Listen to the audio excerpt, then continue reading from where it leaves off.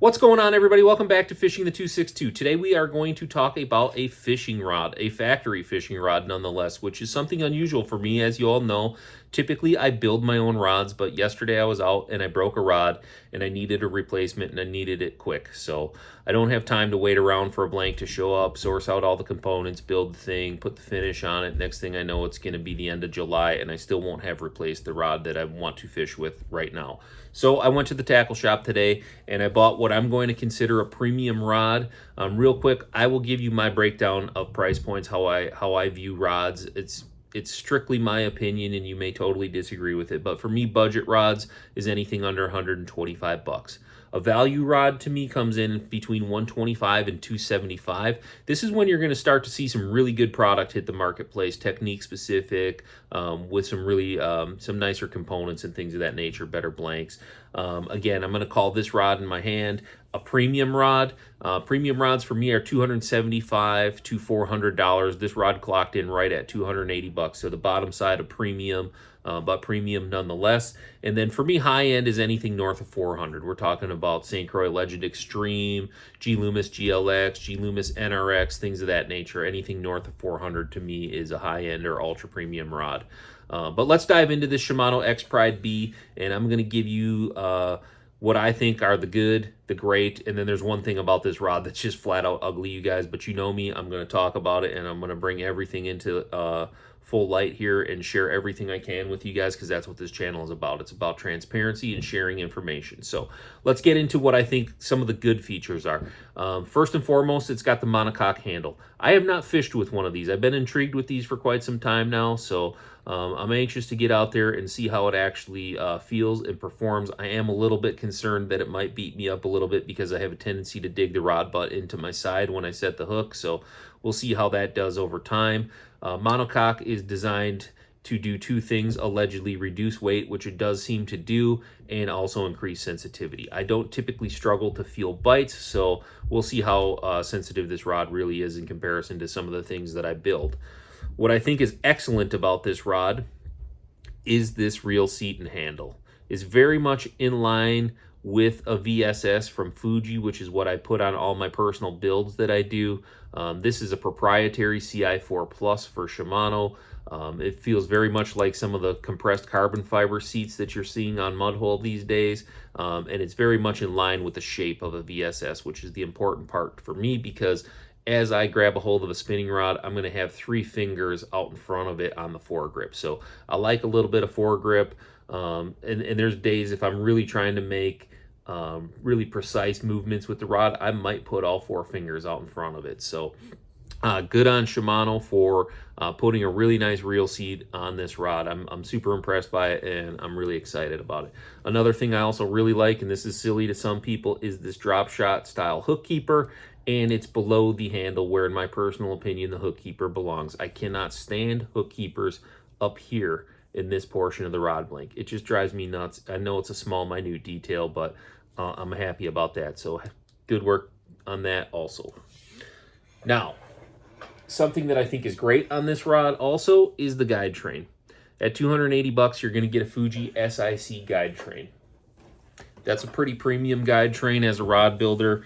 I feel really good about that, and I think more manufacturers should be offering SIC guide trains in this price point. There are a lot of companies out there that are still going to run with Alkanites at this price point, which to me is just kind of silly. You know, you're paying $280, $300, $350, $400. A really premium guide train shouldn't be too much to ask. I'm not saying they got to go to a titanium Torzite guide, but so good on Shimano. Happy that they took the extra step to put the SIC guides on. Another thing that I think is really good on this rod is actually the thread work and finish work. Some of the factory rods, to be honest, even some of the expensive factory rods just have shitty thread work and crappy finishes on them.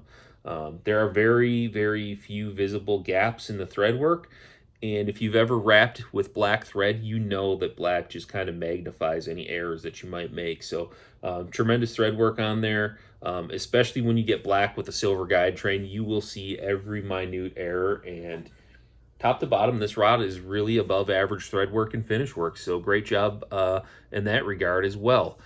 Another great feature about this rod is the overall weight. I weighed this thing out. It came in at 3.7 ounces. I don't think you're going to get a 7.2 medium light from any other manufacturer at 275, 280 bucks that comes in that light.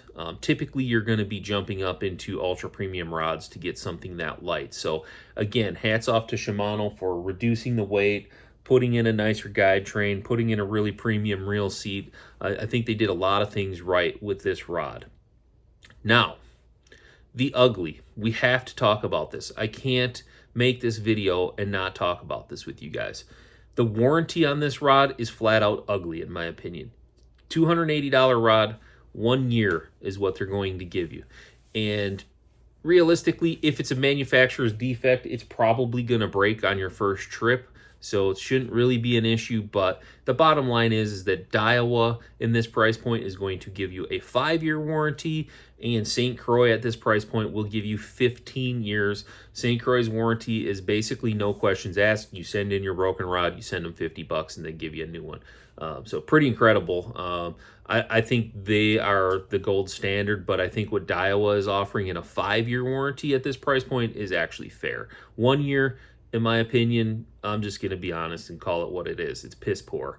So shame on you, Shimano, for not backing your products a little bit better than that. A 2-year warranty at minimum. I think the 5-year warranty is where they should be at with a $280 rod. That's just my personal take on it. A lot of you might feel differently, but I don't think it's unreasonable to ask for a 2 to 5 year warranty on a $280 rod purchase.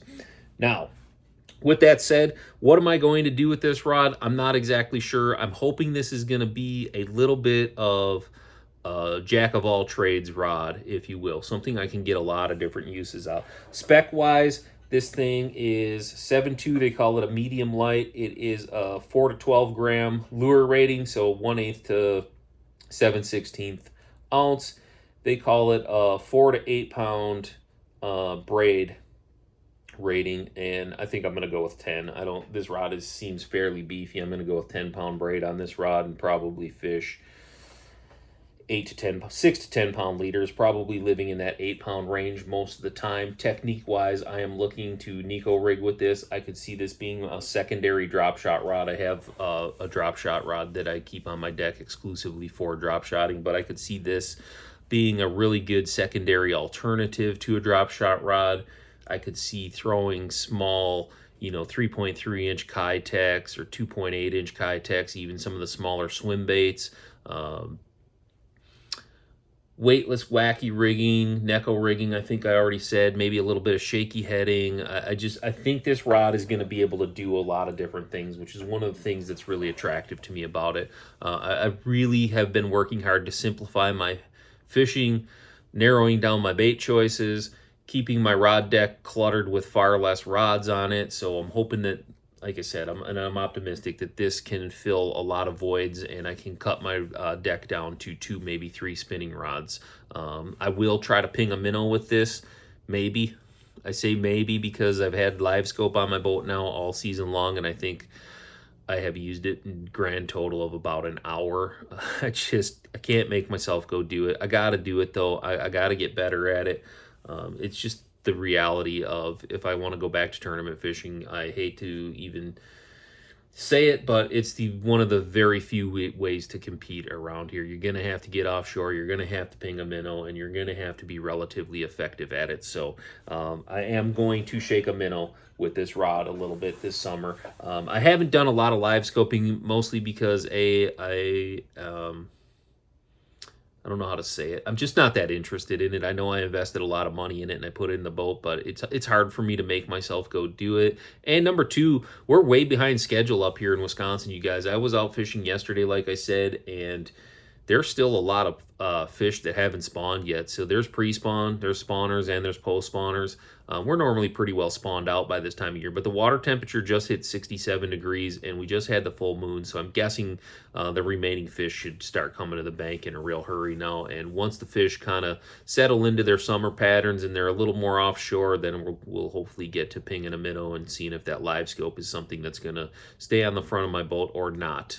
Remains to be seen. But Anyways, that's the Shimano Expride B, you guys. $280. I think it's got a lot of really great characteristics. The warranty sucks, but other than that, I'm excited about this rod, and I will report back to you guys if you're interested in seeing a follow-up video about some of how I feel this rod fishes. You know, drop me a comment below. Let me know if you want to see a secondary video to this once we get some hours on it, because I would be glad to share that information with you guys as well. That's what this channel is all about. It's about building a community, having honest conversation, and, you know, trying to provide useful information for you guys out there in the community. So I hope you appreciated this one. I certainly appreciate you guys sticking around for a little over 10 minutes here. I'll catch you guys on the next episode. Tight lines, everybody.